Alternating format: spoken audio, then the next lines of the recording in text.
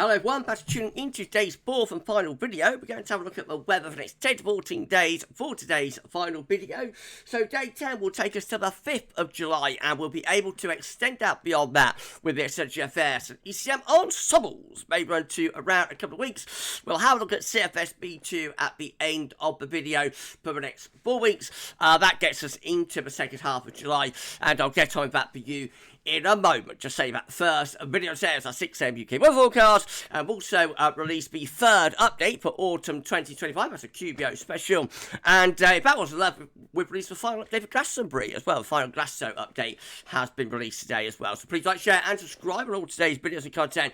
And thank you so much, everyone, for doing that for GavsWeatherVids. You can probably see my eyes have flared up a little bit, so I'm sort of squinting up the screen and looking a little bit sore with the eyes today. So let's get the webcam off and we'll crack on then with your 10 to 14 days. So we're going to begin with the latest wind blow map from earthnoschool.net, showing that we've got a big area of low pressure south of Iceland and Greenland and a weather system into the northwest. However, high pressure is also building up from the south. This high pressure is actually going to be the dominating factor really over the next few days. Below the Atlantic will bring some rain tonight, but overall high pressure will be strengthening in the coming days, bringing more warm and by the weekend hot weather.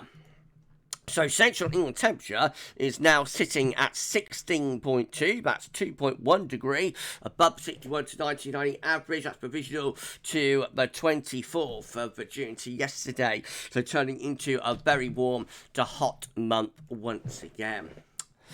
These were GFS upper air temperature and precipitation ensembles. The next couple of weeks, we're at Wolverhampton today. Location of my good friend Shiram. Hey, a lovely birthday, Shiram. And I'm so sorry that I forgot to do Wolverhampton in the ensembles on your birthday, my friend. But hopefully making up for it now. So we're starting off with the warm upper air temperatures. That might be lifting up over the next few days as well. So becoming very warm to hot into weekend, then dropping back a little bit into next week, but then taking off again potentially towards the second week of June. You'll notice the thick green line, which is the GFS operational run, becomes really hot. It's an outlier, but it does become really hot, reaching 20 degrees, 850 HPA. Another heat spike then showing up on the GFS operational run. We'll have a look at that in a moment. Precipitation-wise, loads of dry weather to come until the end of the month. Not completely dry, will be some showers mixed in here and there, but a lot of dry weather to come. And then after that, the first week of July, well, some showery bursts around, so that might be a bit thundery there, actually, sometime around the to middle part of next week. But overall, the ensemble is looking pretty dry, to be honest, yet again. Temperature anomalies, it's 5 days, up to the 30th of June, coming out above average. 6 to 10 day temperature anomaly is above average in the southeast, a little bit cooler than average in the northwest.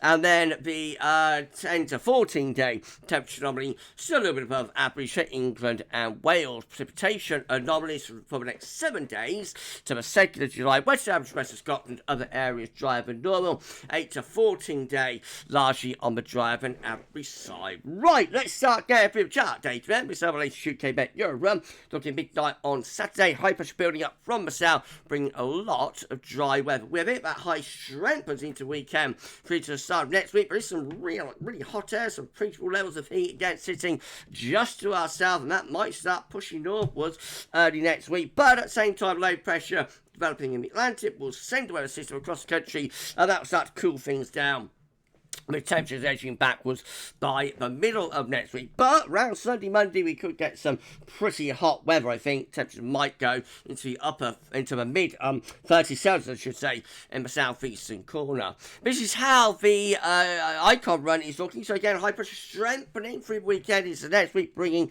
that heat with it. Then the weather system goes across the country, cools things down by the middle of next week, turning fresher, but still with an anticyclonic influence up to next Wednesday under this ridge here. Well, what about the KMA? Let's have a look at that one. So again, high pressure strengthens over and to the east of the country weekend. Into start of next week, we pull up this southerly flow. That brings some hot air up from the south as well, before cooler air again comes back from the west. Then high pressure takes over again though, as we go towards the 5th or 6th of July. We start to pull up some more hot air from the south with a thundery low sitting just to our south, and that low pressure then pushing northwards, threatening some thunderstorms into the south. But it will be hot. Goodness gracious, what about GFS midnight run? Well, again, the high pressure is strengthening on Saturday, bringing a lot of dry and warm to hot weather with it, especially so into the south. That high pressure lasting through into the beginning of next week before it clears away. But look at the upper air temperature, plus 15 Celsius iceberg through England and Wales. That will lift the temperature widely into the 30s Celsius. But then cooler, fresher air again starts moving back in from the Atlantic.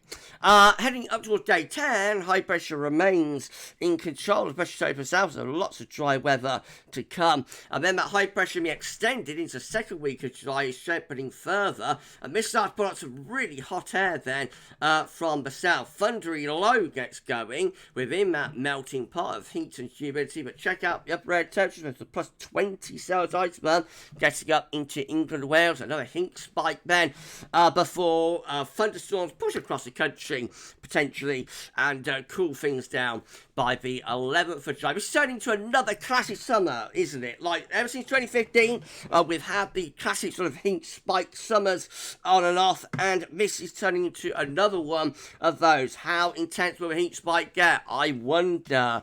But GFS V2, which we know also going to have a heat spike in the extended, looks like this. So again, high pressure bringing a lot of dry, warm, very warm to hot weather over the weekend to start of next week. Then through next week, it turns a little bit cooler and fresher with low pressure over the Low Countries, winds coming in from a northeasterly direction. Day 10 sees high pressure strengthening, and that sets us up for a heat wave type pattern as we get through to the 8th of July, for example. We're under a big area of high pressure, and the upper air temperatures look very warm. And then the wind switches into a southeast, and that starts to pull out some really hot air from south. A surge of hot air with a heat spike there from the 8th through to the 10th of July, plus 20 Celsius iceberg getting into the south. Could back lift the temperature up to 37, 38 degrees. I wonder. That clears out of the way then as we go on into the end of the GFS V2 run. Gets to the 10th of July. That heat moving into the continent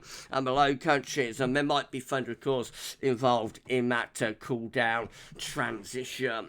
If you're enjoying the video, please do like, share, and subscribe. Thank you so much, everyone, for doing that. And why not drop a comment? Let us know what you think about this and all of our videos and content. Don't forget to tell your friends about GavsWeatherVids. Get them to subscribe too. Make sure to everyone for doing that. We're at 20.4k subscribers. It's unbelievable. Absolutely incredible. Thank you so much, everyone.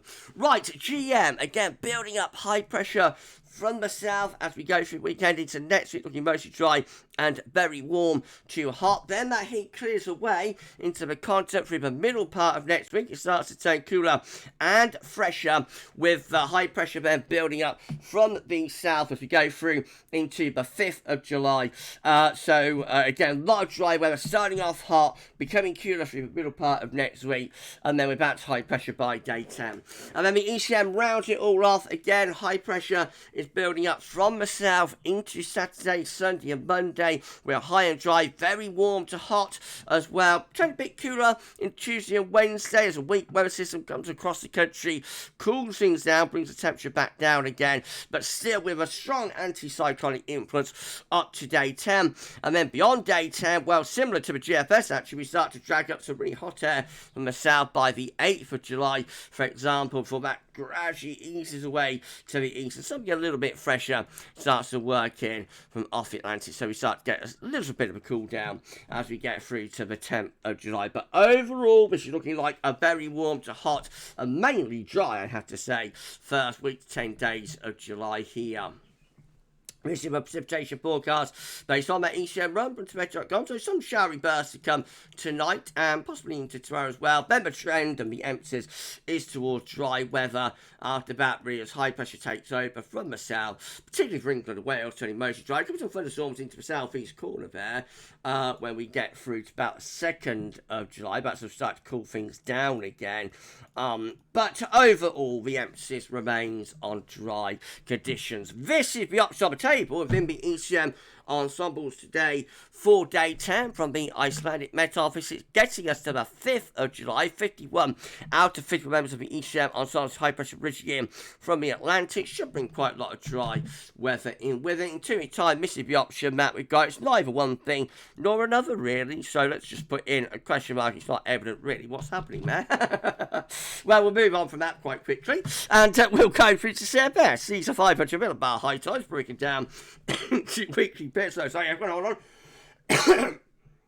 There we go, it won't be a gap video or live stream had a cough. We go on to the CFS, these are 500 millibar high zones, so break it down into week periods. The first week period takes us from the 25th of June to the 1st of July, but next week with high pressure south or low pressure to the north, mostly dry and very warm or hot, especially in the south. Week 2 will be the 2nd to the 8th of July, low pressure again to the north, high pressure to the south, bringing winds from a westerly direction. It could be a little bit cooler and fresher. Week 3 is going to be the 9th and 15th of July. High pressure strengthening to the south. That could start to drag up some quite hot air from the south with it.